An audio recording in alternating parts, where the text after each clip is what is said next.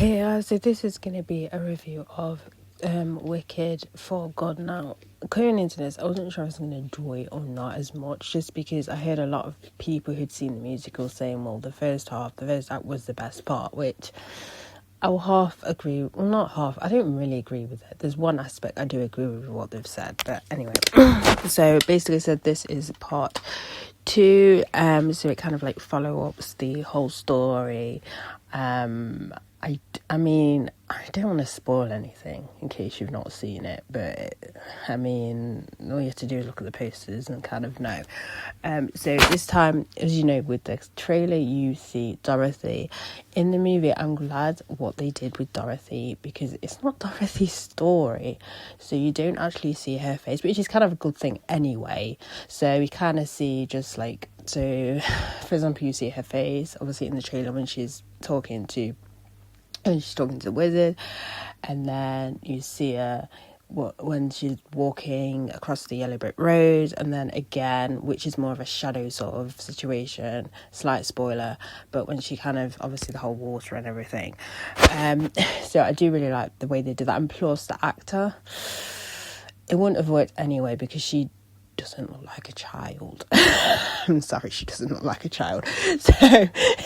So I'm glad that, not just the fact that it's because it's not her story, the fact I don't think I would buy her as Dorothy whatsoever.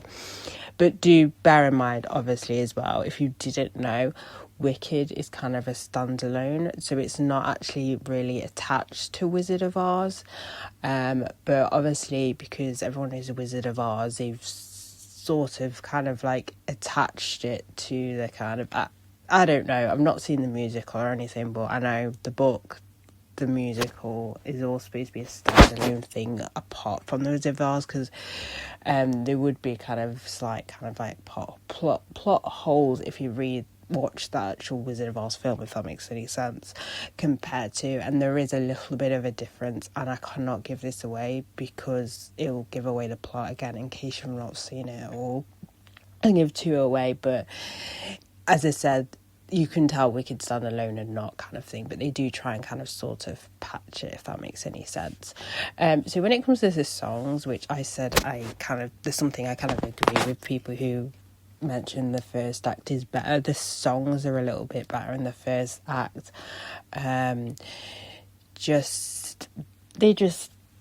a few songs I do like in this movie, but I agree the best songs are in the first part of the film.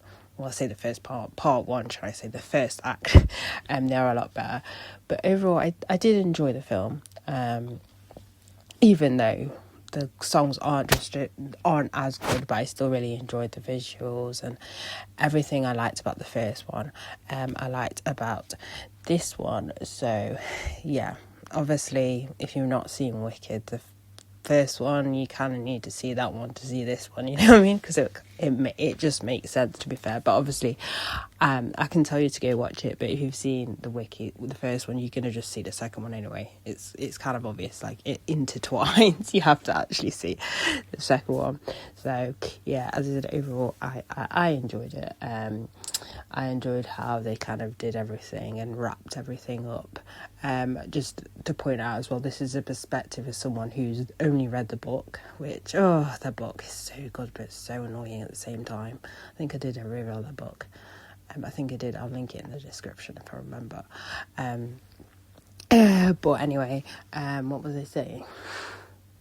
Yeah, I've not seen the musical, basically. So this is just me just reviewing the film and stuff, not really comparing it. You definitely can't compare it to the books anyway. Because, the second act in the book. Oh, wow. Anyway, film's PG. But, yeah, that's pretty... They did change, obviously there were, okay, so this bit's a bit of a spoiler, so if you don't want to listen to it, I mean, it's kind of obvious we knew that Nana Rose wasn't actually going to be able to, Nana Rose, okay, my brain's going mush in a minute. Her full name is Nana Rose, but they call her Nessie, right? Or is that actor's name's Nana Rose? Right, Nessie. We're just going to... I'm sorry, guys. I'm sorry. my mind's a bit boggled at the minute, okay, because I've started taking medication and the first few weeks are going to be awful. So my brain's a bit... Anyway. No, okay, I need to search this up after I've done this. It is Nana Rose, isn't it? And then they just call her Nessie. Whatever. Either way, the Alphabe's sister. Oh my days. Right. Either way, Alphabe's sister with the weird child thing. Yeah, it's very cut short. Basically, it's very cut, very, very, very short. Obviously, we know the situation is why they decided to take that kind of route, but I mean, it doesn't really interfere too much with the story. I mean, you don't get delve into Bok and what his character has become before the Tin Man. Oh my days, I just said that, didn't I? I said this is a slight spoiler, this bit. What I'll do, I'll insert a thing. Please leave if you don't want to hear anything else, because I just said that.